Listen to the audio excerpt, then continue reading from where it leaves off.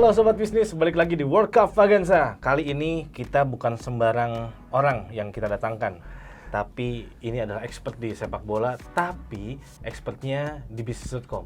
Dia ahlinya sepak bola di bisnis.com. Siapakah dia? Waduh, jangan gitu dong, langsung bikin mental down. Halo. Oke, kita sudah bersama dengan Mas Andika. Ya, halo, salam olahraga. Biasanya di hari-hari kita bikin berita apa aja ya, Mas Andika? Di hari-hari saya bikin berita tentang sepak bola dan olahraga. Itu ruang lingkupnya. Ruang lingkupnya ya. Gitu. Berarti kita akan mendapatkan sedikit pembahasan yang mendalam. Entah itu strategi ataupun tentang bagaimana kejutan-kejutan bisa terjadi di Piala Dunia ini. Betul tidak? Wah, oke. Oke. Siap. Karena memang Bung Dika ini terkenal sebagai memang olahragawan juga di bisnis.com. Aduh. Oke, nah Sobat Bisnis, kemarin banyak sekali kejutan yang terjadi. Walaupun memang di fase grup kejutan-kejutan tersebut ada yang berakhir manis, ada yang tidak. Seperti Arab Saudi yang ujung-ujungnya tidak lolos dan akhirnya sekarang Korsel. Tapi yang paling penting adalah di 16 besar ini ada Argentina yang lolos. Lalu ada Belanda juga yang bisa mengalahkan Amerika Serikat. Lalu ada Inggris juga yang bisa lolos bersama dengan Prancis. Iya. Nah, kalau menurut Bung Andika, dari keempat pertandingan, kita ngomongin yang pertandingan malam kemarin dulu deh. Inggris lawan Senegal. Nah, gimana kemenangannya itu? Kalau ya ini namanya Piala Dunia lah ya. Piala Dunia itu bukan cuman kita berbicara soal teknik, kita berbicara soal skill, tapi di Piala Dunia itu kita berbicara soal pengalaman. Okay. Nah, kalau misalnya kita berbicara soal pengalaman, ya kita tahu lah ya, 4 negara yang barusan lolos itu pengalamannya udah ya malang melintang gitu. Bahkan langganan ya? Ya, kalau misalnya kita lihat dari Inggris itu kan, ini nih kalau misalnya kita ngeliat dari formasi, dari susunan pemain, itu sama dengan 4 tahun lalu. Oke. Di Rusia saat mereka menjadi runner up. Lalu pelatihnya nggak mengubah, mereka akhirnya lalu jadi runner up di Piala Eropa kemarin. Nah sekarang mereka kayaknya bermain nggak terlalu spesial. Betul nggak? Betul. Nggak terlalu spesial, tapi tahu-tahu menang. Kayak semalam melawan Senegal, mereka nggak terlalu banyak menyerang, tetapi mereka bermain hati-hati. Tetapi ketika ada kesempatan menyerang, mereka serangan balik, tiga-tiganya golnya adalah serangan balik. Efektif banget berarti. Efektif banget. Lalu kita lihat Belanda juga. Belanda diasuh oleh Louis van Gaal. Iya. Ya, Louis van Gaal dari zaman saya kecil udah ngelatih. Saya udah seperti ini masih ngelatih juga gitu kan. Bisa dibayangin gitu pengalamannya, udah ngelatih dari segala macam. Nah, Belanda juga nggak menerapkan total football seperti zamannya Johan Cruyff. Nah, ada perbedaan gaya ya sekarang yang ada dibawa. perbedaan gaya yang mereka bawa ketika mereka sampai ke Piala Dunia ini. Tetapi mereka tahu gimana caranya mereka mendapatkan keunggulan pada saat mereka bermain. Contohnya pada saat di babak fase grup, mereka mengambil dari poin-poin dari yang tim-tim yang istilahnya lemah lah. Iya. Mereka ngambil dari Qatar. Iya. Mereka ngambil dari Arab Saudi, Ekuador, segala macam. Nah, itu mereka ambil dari yang kalau misalnya gue bermain terus-terusan menyerang, ini kan kompetisi panjang nih. 3 hari sekali. Mereka bermain cukup dengan menang, yang penting gue sampai ke babak selanjutnya. Itu yang diterapkan oleh sekarang pelatih-pelatih sekarang. Begitu juga dengan Argentina. Argentina pemainnya yang lain biasa kalau menurut saya. Tapi mereka punya Messi. Iya. Dan juga masih ada beberapa pemain muda yang menonjol juga dari Argentina. Iya. Tapi kalau ngomongin pemain muda, nggak kalah mudanya juga nih dengan pemain Spanyol yang nanti malam akan bermain melawan Maroko. Lalu ada juga Brazil yang akan melawan Korea Selatan, Portugal yang akan melawan Swiss, Portugal yang akan melawan Swiss, dan juga Jepang yang akan melawan Kroasia. Nah, kalau dari keempat pertandingan ini kan bisa dibilang tim favorit semua. Apalagi salah satunya adalah runner up di Piala Dunia 2018, Kroasia. Kita ngomongin dari yang Jepang dulu deh, karena mereka yang paling terbaru yang membuat kejutan juga.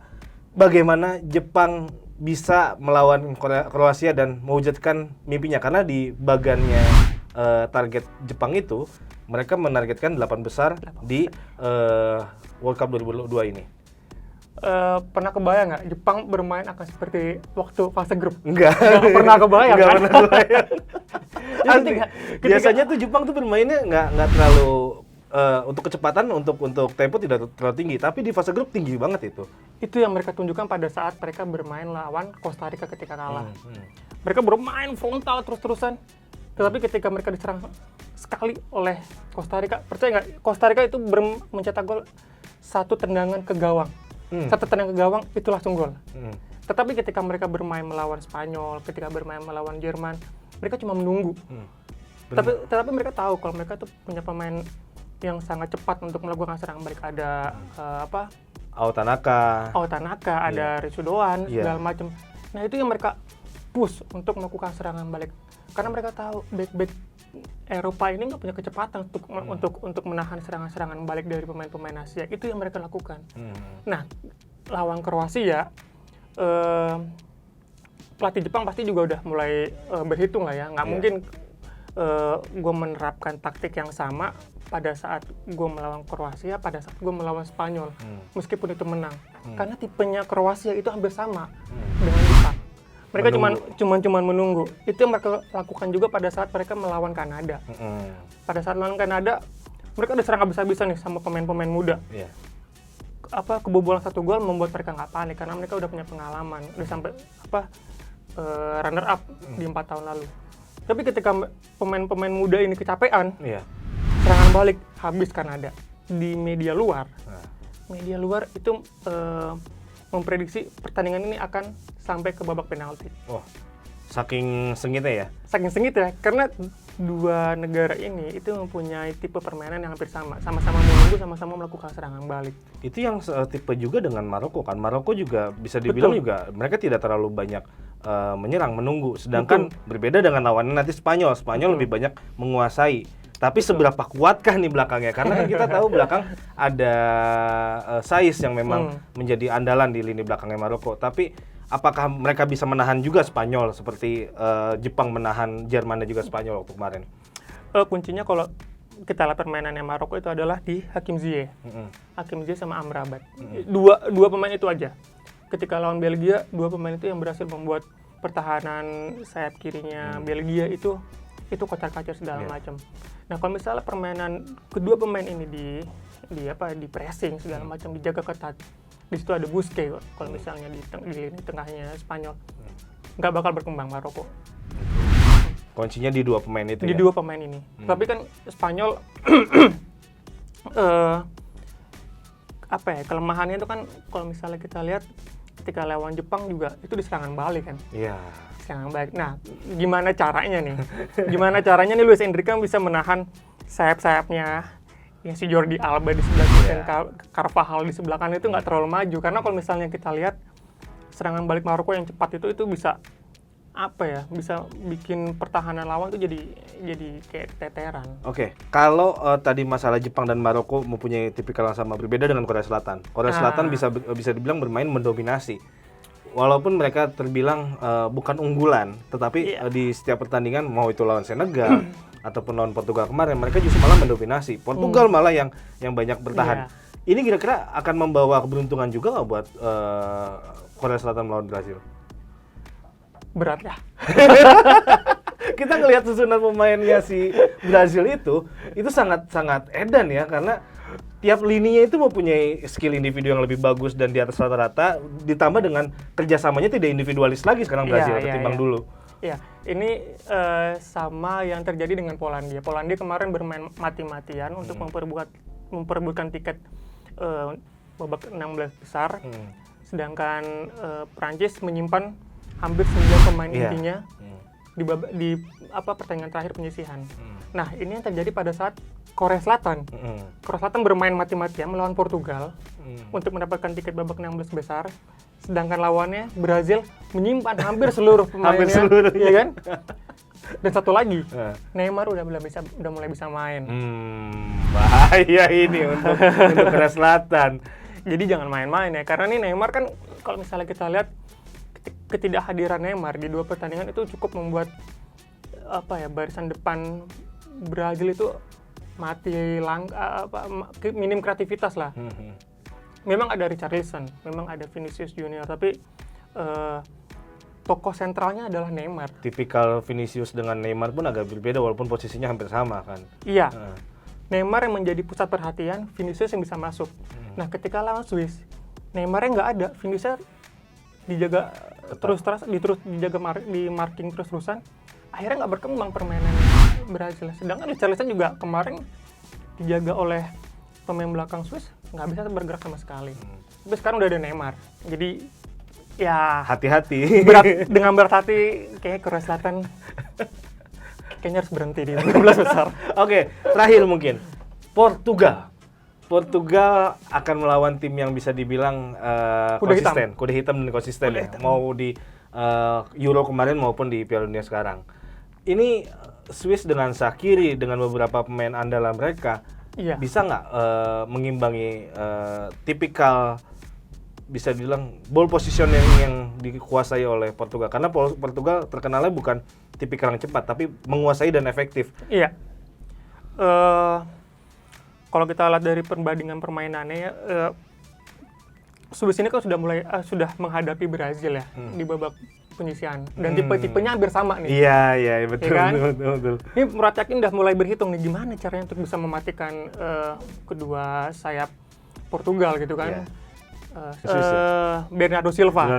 Ya kan, udah mulai berpikir gimana cara mematikan pergerakan Bernardo Silva yang notabene hampir sama dengan pergerakan Vinicius Junior. Kreativitas Portugal tidak sebaik Brazil. Kalau menurut saya. Tidak sebaik, walaupun di situ ada Ronaldo ya, tapi sorry itu masa kemasan udah lewat. Back Swiss itu terkenal rapi. Di sana ada Akanji, di sana ada Schär dari Newcastle. Itu yang membuat mereka tuh belum lagi kipernya Yann Sommer. Iya.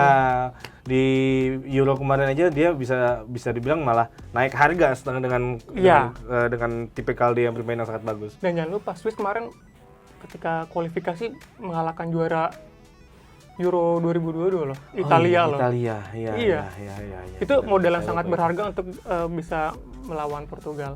Karena kan sesama Eropa kan, kayak gitu. Karena tipikal-tipikalnya sudah apal dan mungkin bisa digunakan untuk menahan serangan-serangan dari Portugal. Walaupun Portugal tidak terkenal dengan cepatnya, tetapi ini bisa jadi sebagai lampu merah untuk Portugal. Kalau prediksi mungkin menang siapa antara Portugal Swiss?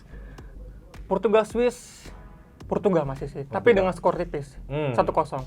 Brazil udah pasti Brazil lah ya, dengan Korsel. Lalu ada Jepang dengan Kroasia. Saya pilih Jepang. Walaupun penalti. Oke. Spanyol Maroko, tipis apa lebar? Spanyol Maroko, saya pegang Maroko. Wah, Maroko kenapa? 2-1. Ini jadi sebuah kejutan, dan apakah ini akan terbukti? Mari kita lihat nanti di pertandingan babak 16 besar selanjutnya. Mungkin bisa kejadian atau mungkin jadi kejutan. Apakah sebaliknya Korsel yang malah ntar lolos atau Jepang yang akan lolos? Kita nggak tahu. Mudah-mudahan ada kejutan baru depannya. Oke, itu aja untuk World Cup Vaganza kali ini. Thank you banget nih Mas Andika sudah hadir di sini. Sama-sama. Jangan lupa teman-teman, kalau emang punya pendapat lain silahkan komen di bawah, dan juga mungkin punya prediksi juga silahkan komen di bawah. Jangan lupa subscribe channel Bisniscom dan ikuti terus World Cup Vaganza. Sampai jumpa di episode berikutnya.